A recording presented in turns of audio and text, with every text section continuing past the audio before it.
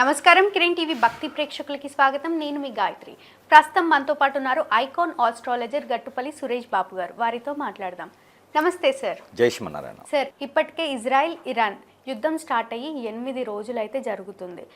అంటే యుద్ధం పెరుగుతూనే వస్తుంది కానీ తగ్గట్లేదు. మన భారతదేశం వచ్చేసి ఇరాన్కి సపోర్ట్ చేస్తుంది. ఇరాన్కి సపోర్ట్ చేయడం ట్రంప్ గారికి నచ్చట్లేదు, మండిపడుతున్నారు.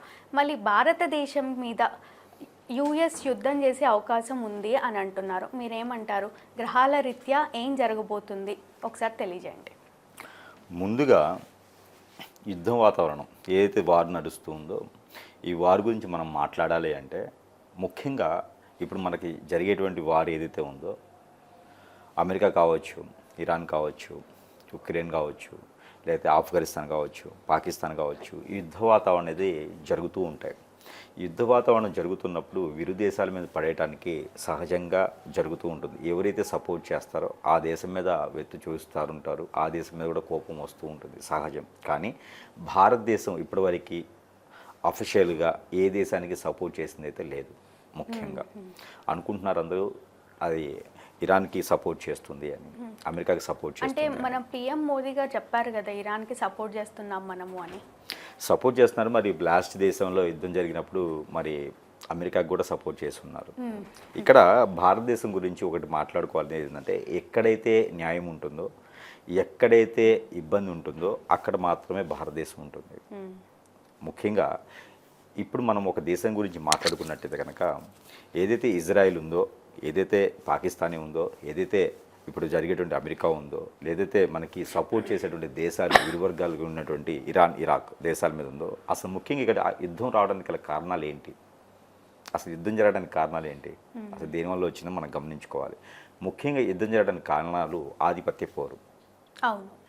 ఆధిపత్య పోరు కావాలి. ఇక్కడ 2029 నాటికి అగ్రరాజ్యంగా పేరు ప్రఖ్యాత కాంచనుంది ఇరాన్, ఇరాక్ దేశాలు. ఎన్నో కష్టాలు పడుకుంటూ వచ్చినటువంటి దేశాలు ఇరాన్, ఇరాక్. గల్ఫ్ కంట్రీస్ అవి గల్ఫ్ కంట్రీసే. కానీ గల్ఫ్ కంట్రీస్ అయినప్పటికీ కూడా ఏ దేశస్తులు కూడా ఆ దేశానికి అప్పు ఇచ్చేవారు కాదు.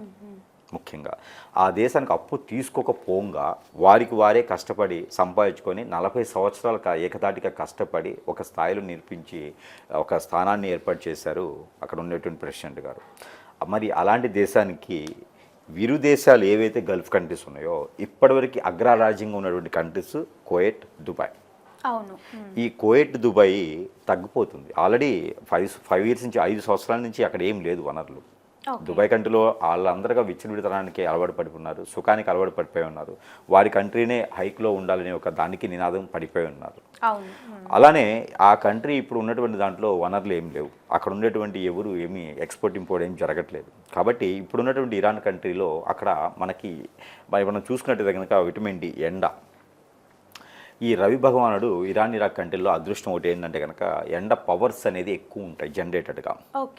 ఆ డిగ్రీస్ నుంచి తీసుకొని యావత్ ప్రపంచానికే కరెంటు తయారు చేయగలటువంటి శక్తియుక్తులు కల దేశంగా బలపడుతుంది ఇరాన్, ఇరాక్. అది ఒకటి. ఇప్పటివరకు వనరులు లేవు, అలా ఒకటి. తర్వాత వచ్చేసి అక్కడ పెట్రోల్ బావులు చాలా ఇప్పుడు వనరులు పడిపోఉన్నాయి. సో అలాంటి వనరులు వచ్చినాయి అంటే కనుక యావత్ ప్రపంచాన్ని కూడా కొనేసేటువంటి డబ్బు అక్కడ ఉన్నటువంటి వనరులు అక్కడ ఏర్పరచుకున్నాయి. అది నచ్చినటువంటి కొన్ని అగ్రరాజ్యంగా ఉండేటువంటి కంట్రీలు. ఇలానే ఒక 50 రోజులు యుద్ధం జరిగింది అని అంటే పెట్రోల్ పంపడం కూడా ఆగిపోతుంది అని అంటున్నారు. నిజమే అంటారా? ఖచ్చితంగా. ఏంటంటే ఇక్కడ అగ్రరాజ్యం ఏది ఉంది ప్రపంచ దేశాల్లో అన్నింటిలో వాణిజ్య రంగంలో ఉన్నది అమెరికా. ఈ అమెరికా దేశానికి ఏ రాజ్యం, ఏ కంట్రీ కూడా అది హైక్లోకి వస్తుంది అంటే ఓచుకోలేని తత్వం ఉంటుంది. ఎందుకంటే ఒకసారి అలవాటు పడి ఉన్నారు, అగ్రరాజ్యానికి అలవాటు పడి ఉన్న తర్వాత ఇంకా వేరే వాళ్ళు వస్తుందంటే ఎవరు ఓచుకోలేరు. ఆ తత్వంతో ఎప్పుడైతే మనకి ఎవరింట్లో వాళ్ళు నిప్పేసుకున్నట్టుగా, ఎవరి కంట్లో వాళ్ళే పొడుచుకున్నట్టుగా, ఇప్పుడు ఒక దేశానికి ఇంకొక దేశం పోయి యుద్ధం చేస్తుంది అంటే అంత ధైర్యం ఎక్కడి నుంచి వస్తుందండి? ఆ దేశస్తులు ఎవరో శత్రువులు ఉన్నారే కానీ కదా అర్థం. కాబట్టి ఆ దేశస్తులే శత్రువులుగా మారి అమ్ముడు పోయేసి ఆ దేశానికి యుద్ధం రావడానికి కారణం ఆ దేశస్తులే, వేరే ఏ దేశస్తులు కాదు, సొంత దేశస్తులే. అంతే కదా. వాళ్ళ ఇంట్లో వారు నిప్పేసుకున్నారంటే పక్కవాడు ఎందుకు వేస్తాడండి? ఒక ఇంట్లో దొంగతనం జరుగుతుందండి, ఇంట్లో 10 మంది ఉండగా దొంగతనం ఎందుకు జరుగుతుంది? పర్టికులర్గా ఒక దొంగకి పలానా దగ్గరే పెడతారని తెలుస్తుంది ఏమన్నా? ఇంట్లో ఎవరో ఒకరు తెలుస్తా కదా, ఎవరో ఒకరికి తెలుస్తుంది. మరి అలానే పర్టికులర్గా అమెరికాకి సంబంధించినటువంటి ఆ ఒక సంస్థలనే కూల్చడం అనేది ఒకటి, రెండోది యుద్ధ వాతావరణం రాగానే అందరూ సంసిద్ధంగా ఉండడం ఒకటి, అలానే దేశస్తులందరూ ముందుగానే చాకచక్యంగా పారిపోవడం ఒకటి, ఇవన్నీ కూడా మనం గమనించుకున్నట్టయితే కనుక ఇవన్నీ కూడా వాణిజ్యానికి చాలా పెద్ద పీట వేసినటువంటి వ్యవస్థ. అలానే గల్ఫ్ కంట్రీస్లో విషయం ఎలా ఉంటుందంటే కనుక వారంతా చాప కింద నీరులాగా వారికి వారే కళ్ళు పొడుచుకుంటూ ఉంటుంటారు. ఆలోచన విధానం ఉన్నంతవరకు బాగుంటుంది, మారిపోయిందంటే మాత్రం ఏకదాటిగా ఆపోజిట్లో సైన్ కొలుస్తారు వాళ్ళు. అలానే ఏదైతే అగ్రరాజ్యంగా మారబోతున్నటువంటి 2029లో మారబోతున్నటువంటి కంట్రీలో ఒకటైనటువంటిది అమెరికా, ఇది ఇరాన్, ఇరాక్.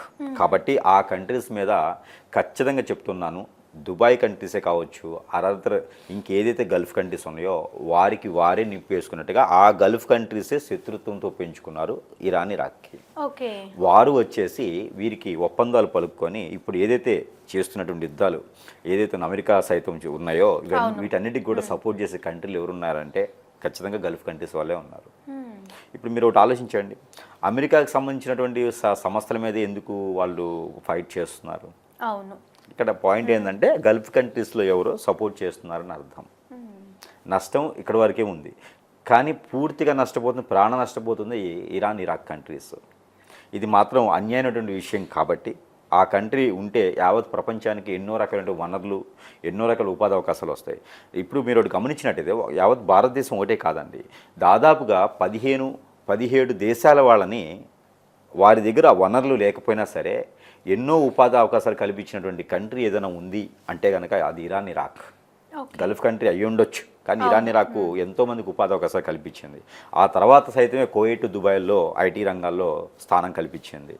అలాంటి కంట్రీస్ మీద యుద్ధ వాతావరణం లభిస్తుంది అంటే కనుక ఖచ్చితంగా ఆ కంట్రీలోనే ఎవరో శత్రువులు ఉన్నారని అర్థం. అది గమనించుకోవాలి ముందు మనం. అది అయిపోయిన తర్వాత ఇప్పుడు భారతదేశం ఏదైతే ఉందో, మన నరేంద్ర మోడీ గారు ప్రెసిడెంట్ గారు ఎవరైతే ఉన్నారో ఇది ఇరాన్కి సపోర్ట్ చేస్తున్నానని ప్రత్యక్షంగా ఇంకా పూర్తి జీవో అయితే రాలేదు, పరోక్షంగానే ఉంది. కాకపోతే ఆ సపోర్ట్ చేస్తున్నాననే ఒక మాట ఏదైతే ఉందో దాన్ని మిత్రపక్షంగా మాట్లాడినటువంటి విషయం ఉంది. అక్కడ మాట్లాడడానికి కూడా వాస్తవాలు ఉన్నాయి కాబట్టే, ఆ ఇరాన్ కంట్రీకి అన్యాయంగా చేస్తున్నారు కాబట్టే మాట్లాడినటువంటి వానవాళ్ళు ఉన్నాయి. మరొక విషయం, అట్లా మాట్లాడడం గల కారణాలు 2 రకాలు. ఒకటి, మన భారతీయులను కాపాడుకునేందుకు ఒక రకమైనటువంటి చాకచక్యం అని చెప్పొచ్చు. మరొకటి, నేను సపోర్ట్ చేస్తున్నాను అంటే నేను వచ్చి యుద్ధం చేస్తానని కాదు. భారతదేశం ప్రతి కంట్రీకి, మంచి చేసే కంట్రీలకి సపోర్ట్ ఎప్పుడూ చేస్తూనే ఉంటుంది. అవును, మళ్ళీ మన భారతదేశాన్ని ట్రంప్ గారు ఎదగనివ్వను అని అంటున్నారు. అంటే ట్రంప్ గారి వల్లనే గోల్డ్ కూడా చాలా పెరుగుతుంది అని అంటారా? ఆయన సీట్లో ఉన్నంత వరకు గోల్డ్ రేటు కూడా తగ్గదు అని అంటున్నారు. ఇక్కడ ట్రంప్ గారి విషయం తీసుకున్నట్టయితే, అమెరికన్ ప్రెసిడెంట్ గారు ఇప్పుడు ఉన్నటువంటి ట్రంప్ గారి విషయం తీసుకున్నట్టయితే కనుక అతను చేసేది ఆధిపత్య పోరు, ఏకదాటి నిర్ణయం. ఇవన్నీ కూడా ఏమిటంటే అప్పటికప్పుడైతే బాగానే ఉంటాయి, కానీ తర్వాత కాలాలకి ఏంటంటే వారి సీటు కింద వారే బాంబు పెట్టుకున్నట్టు అవుతుంది. ఇవన్నీ కూడా లాంగ్ టైంలో జర్నీ చేసేటువంటి విషయాలు కాదు. పదవులు రావాలి అంటే చంపడం కాదు, పదవులు రావాలంటే కాపాడుకోవడం. కాపాడుకునేటువంటి తత్వం మన ఎవరైతే ప్రెసిడెంట్ గారు ఉన్నారో, అమెరికన్ ప్రెసిడెంట్ ట్రంప్ గారు ఉన్నారో ఆయనకి అంతా ఇది లేదు. ఆయన ఎంతసేపటికి ఏంటంటే ఏకదాటి నిర్ణయాలు తీసుకునేటువంటి ఆలోచన ఉంటుంది, తొందరపాటు నిర్ణయాలు తీసుకునే ఆలోచన ఉంటుంది. మరొక విషయం ఏంటంటే కనుక ఈ ట్రంప్ గారి ఒక జాతక ప్రదర్శన చూసుకున్నట్టయితే కనుక ట్రంప్ గారు లేనిపోయినటువంటి వాటి దాంట్లో ఇరుక్కొని ఊబిలో ఇరుక్కునేటువంటి పరిస్థితి అయితే తనకి ఏర్పడుతుంది. ఎప్పుడైనా ఒకటి గుర్తుపెట్టుకోండి, భయపడే కుక్క మొరుగుతూ ఉంటుంది, అంతే కదా. కరిసే కుక్క మొరగదు, భయపడే కుక్కనే మొరుగుతూ ఉంటుంది. కాబట్టి తను ఆ దేశాన్ని చూస్తా, ఈ దేశాన్ని చూస్తా అంటే దేశాలు అంత ఈజీగా లేవు, దేశాలు అంత ఇదిగా అయితే ఏం లేవు. అమెరికా కంట్రీలో ఇరు దేశాల నుంచి ఎక్స్పోర్ట్ ఇంపోర్ట్ రాకపోతే అమెరికా కంట్రీ ఎక్కడి నుంచి ఉంటుంది? అమెరికాలో పండేది లేదు, అమెరికాలో పుట్టేది లేదు, అమెరికాలో చేసేది లేదు. కాబట్టి ఏదైతే మనకి మోడీ గారు చెప్పారు, ప్రధానమంత్రి గారు చెప్పున్నారు అంటే ప్రధానమంత్రి గారు చెప్పేదానికి ఒక నియమం ఉంటుంది, ప్రధానమంత్రి గారు చెప్పేదానికి ఒక నీతి ఉంటుంది, ప్రధానమంత్రి గారు చెప్పేదానికి ఆలోచించి ఆ కంట్రీ మీద చెప్తూ ఉంటారు. మన భారతదేశం అనేది చాలా పెద్ద కంట్రీ. ఇక్కడ ఉన్నటువంటి వనరులు చాలా పెద్దగా ఉన్నాయి. రానున్నటువంటి దేశాల్లో, రానున్నటువంటి పరిస్థితుల్లో, రానున్నటువంటి కాలంలో కూడా మనకి భారతదేశానికి విరు దేశాల నుంచి వచ్చేసి ఇక్కడ పనులు చేసి బతికేటువంటి అవకాశాలు మనకు రాబోతున్నాయి. అది మన కంట్రీ యొక్క గొప్ప విషయం, గొప్ప తత్వం. మళ్ళీ రానున్న రోజుల్లో ట్రంప్ భారతదేశం మీద యుద్ధానికి వచ్చే అవకాశం ఉంది యుద్ధానికి అంటారా? గ్రహాల పరంగా ఏం చెప్తారు మీరు? యుద్ధానికి వచ్చే అవకాశం ఉంది, కానీ అమెరికా ఒకటి ఏ దేశానికి యుద్ధానికి వెళ్ళదు. గుర్తుపెట్టుకోండి బాగా, అమెరికా ఒక్కటి ఏ దేశానికి కూడా యుద్ధానికి సొంతంగా వెళ్ళదు. తన చేతికి మట్టి అంటుకోదు. తను వెళ్ళి చైనాతో కావచ్చు, తను వెళ్ళేసి మనకి పాకిస్తానీతో కావచ్చు, తను చేతులు కలపాలి. చేతులు కలిపితేనే భారతదేశం మీదకి వెత్తు పొన్నేసి యుద్ధానికి వచ్చేటువంటి అవకాశాలు ఉన్నాయి. ఒంటరిగా అయితే రాలేరు. ఇక్కడ మీరు గమనించినట్టయితే ఈ రోజున మనకి చైనా ఏదైతే ఉందో, మనకి ఆ చైనా అనేది మనకి మిత్రుత్వ దేశం అయింది. పాకిస్తాన్కి కూడా రానున్న కాలంలో మిత్రు దేశం అయిద్దేమో, చెప్పలేం కదా. ఇప్పుడు ట్రంప్ గారు ఒకరే అయిపోతారు చివరికి. ట్రంప్ గారు ఒకరే అయిపోవటం వల్ల ఆటోమేటిక్గా అన్ని దేశాలలో వాళ్ళ దేశమే వెళ్ళిపోతారు. విరు దేశాల నుంచి ఎక్స్పోర్ట్ అనేది అమెరికాకి రాకపోతే ఖచ్చితంగా అమెరికా అనే దేశం అనేది అట్టడికి పోతూ ఉంటుంది. అక్కడ ఎవరు ఉండరు, నివసించరు, ఎవరు వెళ్ళరు. ఈరోజు పెట్టినాడు B1 వీసాలు, H1 వీసాలు, H1B వీసాలు ఇవన్నీ పెట్టున్నాడు. ఎవరు వెళ్తారు? ఎవరు దేనికోసం వెళ్ళాలి? అమెరికాకి ఏముందని వెళ్ళాలి? అమెరికాలో ఏమీ లేదు.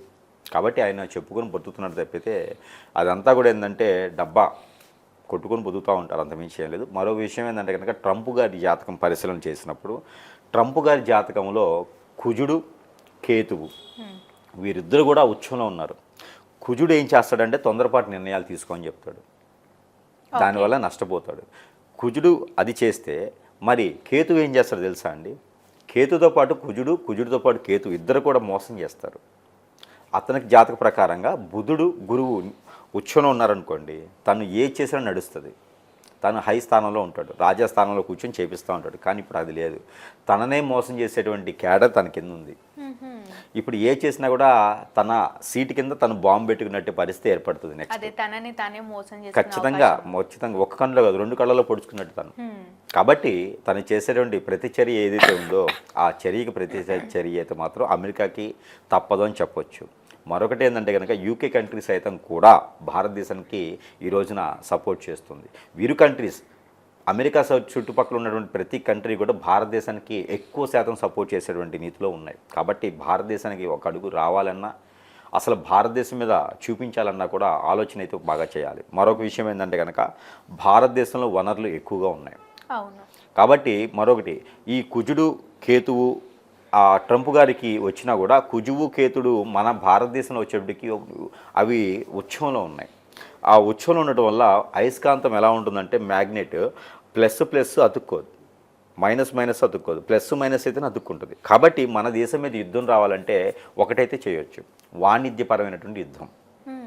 ఏదైనా ఎక్స్పోర్ట్ నుంచి వచ్చేవి ఇంపోర్ట్ చేసుకునే, మనం భారతదేశానికి ఇంపోర్ట్ చేసుకునే వస్తువులు ఏవైతే ఉన్నాయో ఆ వస్తువులకి రేట్ ఇంక్రీజ్ చేయటం, ఆ రకమైనటువంటి యుద్ధ వాతావరణం సంభవిస్తుందేమో. కానీ ఇప్పుడు జరిగేటువంటి యుద్ధం ఏదైతే ఆ పాకిస్తాన్ మీదో లేకపోతే ఇప్పుడు జరిగేటువంటి గల్ఫ్ కంట్రీస్ మీద, ఇరాన్ ఇరాక్ మీద జరిగేటువంటి యుద్ధాలు అయితే భారతదేశానికి రాకపోవు. అయితే వాణిజ్య యుద్ధం అంటే ఫైనాన్షియల్గా సమస్యలు తీసుకురావటం, లేదా ఏదన్నా మనకి లాస్ట్ టైం పోయినట్టుగా 2019, 2020 సంవత్సరంలో పోయినట్టుగా ఏదైనా వైరస్లు తీసుకురావటం కానీ అలాంటి యుద్ధ వాతావరణం అయితే ఏదైనా ఆలోచన చేయొచ్చు. అంతేగాని డైరెక్ట్గా వచ్చేసి కత్తులు తీసుకుని వచ్చి కటాలు తీసుకుని వచ్చేసి ఇదేం భారతం కాదు, ఆడేం భీముడు కాదు. కాబట్టి అలాంటి యుద్ధాలు అయితే ఏమి రావు. భారతదేశంలో మనకి ఇంకొక విషయం ఏంటంటే కనుక ప్రధాని మోడీ గారు, మన నరేంద్ర మోడీ గారు ఉన్నంత వరకు కూడా అలాంటి యుద్ధ వాతావరణం అయితే మన భారతదేశానికి రాకపోవచ్చు. ఇంకొక విషయం ఏంటంటే కనుక నరేంద్ర మోడీ గారి జాతకం పరిశీలన చేశాను. తన దాంట్లో గురువు ఏదైతే ఉన్నారో గురువు, రవి, బుధుడు, శుక్రుడు, ఈ 4 గ్రహాలు మనిషికి అవసరం. ఈ 4 గ్రహాలు కూడా మంచి చేసే గ్రహాలుగా మన నరేంద్ర మోడీ గారికి కనిపిస్తున్నాయి. అతని తర్వాత మరొక గ్రహం ఎవరికంటే కనుక మన యోగి ఆదిత్యనాథ్ గారికి, అతనికి కూడా 3 గ్రహాలు బాగా యోగిస్తున్నాయి. తర్వాత వచ్చేసి పవన్ కళ్యాణ్ గారికి.